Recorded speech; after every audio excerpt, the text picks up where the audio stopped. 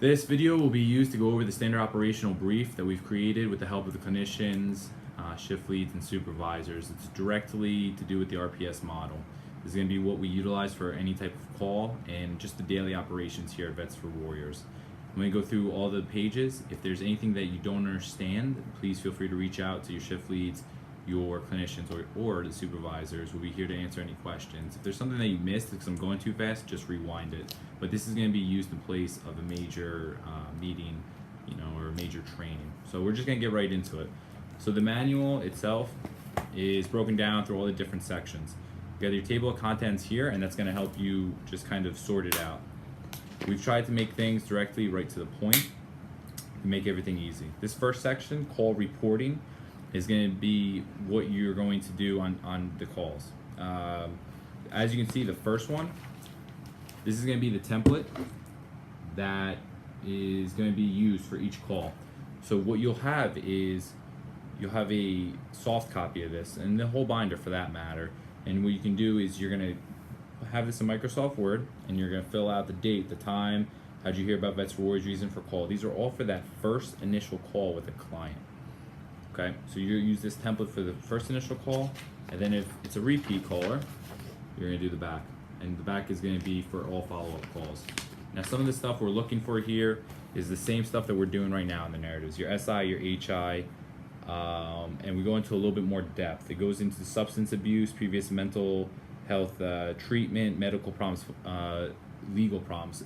This new format is going to be directly because of our future CRM, which is called Salesforce, that we're looking to roll out. So we want people to start getting used to this. How this is going to play out in your everyday business is you will copy this directly and just paste this into your narrative for CRM. As you go into the follow-up calls, you're going to copy this directly and just paste that into your narrative for CRM. Once again, very standard stuff. Date, time, reason for call, SI, HI, substance abuse resources, callback plan, narrative. You're still having a narrative for free space, but some of this other stuff is just kind of there to remind you of what you really should be asking. And as always, the signature. Your next page is going to be something that might look familiar for some of the people that have been here a little bit longer. This is your end of shift report. This is something that is directly from the RPS model. What we're tracking here is how many calls you're doing, incoming, outgoing, CVN, emails, texts, chats, FaceTime. You'll be putting the total numbers down. At the end of each shift, you're going to fill out one of these, and then you're going to pass it on to your shift lead. Shift lead is going to give it to the admin, which will file it away electronically. Next page, Vets for Warriors frequently asked questions. So here we've been called many different things: a concierge service, a peer support. Some of us have even been misquoted as crisis, non-crisis line. So these questions are directly supplied by Lloyd and Fatima with the Situation Room, because these are the ways that we're presenting ourselves out there to the public. So even as simple ones like, what is Vets for Warriors? Is Vets for Warriors your crisis line? Well, Vets for Warriors is not a crisis or suicide line. We're a helpline. That's what General Graham always pitches. So these are just some of the answers that we're marking ourselves to. So when you're on a phone call and maybe you're not too sure the best way to put it, just take a look here. And if you do have any questions, you know that Lloyd and Fatima are available. Next page, life cycle of a call. You've seen this one before. We've done it in training. This is from day 1 to day 365, however long that call is staying with us. On the side, you got your good tips, case reviews, clinical transfers, case closures, case reopens, and caller blocked. Utilize this information. It will help you, guide you when you need to get the clinicians involved, when you need to send up cases to them. Should be all standard stuff. Next page is Vet Victory. Your Vet Victory is your Vet Victory page. This can be submitted by anyone, any peer, any clinician, any admin staff. I'm completely comfortable with people sending up as many as they want that they think need to be highlighted for that week. These will get sent directly to a supervisor or Irina, and Irina. And we'll take a review at them. And the reason why it's getting sent to us is because every Wednesday for that 3 o'clock shift brief, we're going to discuss it. Please use that format when sending it up. The next section is going to be expectations. In the past, we've had questions. People say, okay, well, what does a 3 look like? What does a 4 look like? I've gone to as much detail as I can into trying to paint a picture of exactly what I'm looking for here. The first section is about 7 or 8 pages, and it's going to go into detail about exactly what I'm looking for here. There's about 9 different categories that span everywhere from leadership, proficiency, initiative, ensuring the well-being of others around you, that's peers, and that will help guide you on what to expect when your appraisal is coming around yearly. The section after that is clinical expectations. This is what the clinicians have put together, a list of things that they're looking for. Same thing, this is just to help guide the peers into understanding exactly what we want. The next sections are going to be the shift leads. So it's broken down between the 7 to 3 shift, 3 to 11, and then obviously 11 to 7. This is all written by the shift leads, peer support specialist ones, on how they run their shifts. Once again, this is familiar, but this is just all centralized information. So if you're ever curious about, if you never worked the 11 to 7 shift, you know that they don't take breaks that first hour, because that's one of those golden hours that they can make callbacks. Section after that is just a simple checklist that was made by the supervisors and to go over what you need to be doing on a daily basis. What programs do you need to have open every time? CRM, internet, in contact, soft contact, the little red phone, chat, CRM, CVN survey links, Unite Us if you're on that platform. These are all just standard stuff. This binder though will probably be helpful in just reminding people, especially if you're new here, on what they need to accomplish. Military competency checklist. This is something that's going to be new for all the peers. What we are trying to do to help boost our quality control is that we're going to do competency checklists. This is going to be done by supervisors or the clinicians about 3 times for 3 cases each quarter. Supervisor clinician is going to listen in on the call. We're not going to tell you when we're listening in. We're just going to listen in, and afterwards at the end of that shift we'll pull you in and we're going to go over the checklist. Checklist includes such things as discussing options with the call, offering relevant resources, offering callbacks and follow-ups, basic stuff. And it's just a checklist. Are you doing it? What are you not doing? And this is going to be something that is used more so for corrections rather than discipline measures. We want you to be keeping focus on gathering all the demographics that we need. Now, 3 times a quarter, 3 cases a quarter will probably be knocked out in one day. Then we'll pull you in and go over with you. Now, some questions are going to be, are we allowed to listen in on the call without notifying the caller? Yes, we can. Because it's all internal within Vets or Warriors, we don't have to say that somebody's going to be listening for quality assurance purposes. It's all staying in-house. Now, if VCL was listening to us, then that's when we would have to say, because it's a third party.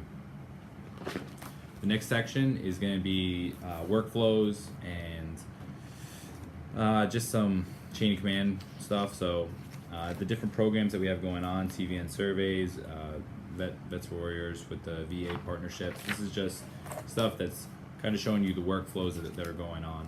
America Serves. That's your CVN survey. All right, next section. This is going to help everyone stop bothering Charlie with his binder. All of his information has been put here when it comes to the IT section. So how to set up your computer, how to set up your email, your printer, what for chat, what's your name for chat, things as basic as that. What server address is it? Troubleshooting steps for if you're having problems with your in contact. Charlie's gone ahead and put all this together. For the shift leads, if we're doing mock fire drills, how to get on a hotspot.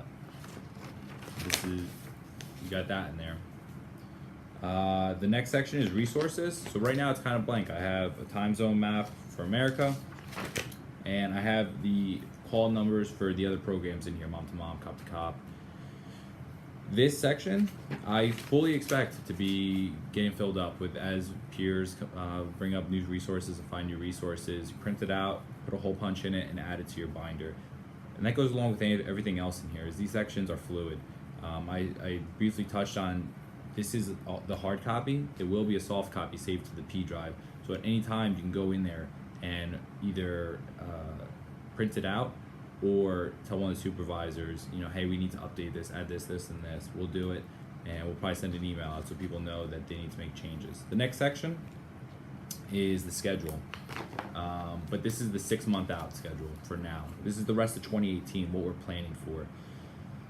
When we get closer to 2019, we'll print out the next 12 months. This is to help get people into the mindset that we're planning long term, and you know exactly when we're doing training and what to expect. One of the things that we are doing a little bit differently is we're going to start doing trainings a little differently. Instead of, in the past, we've always done massive, or as massive as we can get, 8 to 10 people groups. What we're going to break it down into is 30-minute classes taught by clinicians and at times supervisors. Right now, for the next week of July, we're going to do what's called a training week. And as we go on to the different months, you're going to see roughly the third week each month is a training week. We're going to do 30-minute training sessions. Each clinician will do about 3 classes during that training week. Irina with the 7 to 3, Mike G with the 3 to 11, and then Gail with the overnight. Now, the 30-minute classes are going to go in that 30-minute window that we have between shifts. So yes, we're going to ask people to stay 30 minutes later during those shifts while we do a changeover. So for example, if you're working the 3 o'clock shift, if you're working 3 to 11, you're going to come in and we're going to possibly go through shift brief, but if we think that it's going to take, this 30-minute class is going to take longer, we'll just kick it. You'll just go into the training session. So from 3 o'clock, you're working at 3 to 11, you come in. From 3 to 3:25, you're going to go sit in the situation room, and Mike G is going to lead that training. Now, I said he's only doing 3 a week. So for example, Mike G will be doing it Tuesday, Thursday, and Saturday next week. So 24, 26, and 28. He's going to teach that class for 20, 25 minutes. Next week, we actually have how to talk to intoxicated callers. So each clinician will teach their class, and then at the end of it, they're going to go relieve the peers, the 7 to 3 peers, or the shift prior, and the next shift will then get on the phones, and business as usual. This way we can start to try to get this in the flow instead of having to kind of just do these classroom teachings. I think these little 30-minute hip pocket classes will help keep everyone fresh. So go through it. You'll see that we have other stuff added to the calendar. Looking at September, you can see shift lead and supervisor meeting for that first Wednesday. CVN survey starts on the 6th. Mock fire drills on the 12th. You got the training week. These are all things that we're just planning ahead, and we want peers to know when we're doing these things. We're going to keep them similar for each month. So training will roughly be the 3rd week each month. The shift lead and supervisor meeting will be roughly the first Wednesday of every month. CVN surveys continue to be on the 5th or the 6th. Mock fire drills will be, middle of the month. Just getting into these routines, and just like we do in the military, it's always about training. Next section is policy. Right now we're tracking policy. You should be tracking policy through emails that I send to keep you updated. This is a way that we kind of have some of it centralized. Basic stuff, requesting off, absentee and lateness from General Grant. This one's from a little bit back. This one's on the headset policy. This is all stuff that you've seen before, and now we're just trying to get it all in central location. And that's really it. So the last section is still blank. So as Vets for Warriors continues to go, and Vets of Vega continues to go, we're probably going to add stuff to this. So we're leaving some of the stuff blank. On the back, this is something that is going to be important for everyone. This is your clinician availability. So at any given time, you can flip to the back of this and see what clinician is available in the call center. There's been many times where people have told me, there was no clinician here, and it's not true. There's a clinician on standby at 24/7 in this call center. This is going to help point you in the right direction, and if you're not familiar with them, if you've never met them before, talk to somebody who has and do that warm introduction, because you might need to talk to them sooner than later if you do have one of those calls, and it's a lot smoother if you're familiar with them. So this is everything that I have as of now. I know I went through this quickly, but if you do have questions, let me know. Some of the biggest changes though is those end of shift reports, the competency checklist, and probably just the templates for writing those narratives. You know, you're just copying it, pasting it into the narrative. Everything else in CRM is going to be the same. Just copy it from Word, so you're getting a good spell check in, paste in the narrative. That's all I have. Honestly, great work, and please let me know if there's any issues with this, and we're just gonna start trying to roll with this and see how it goes. Thank you.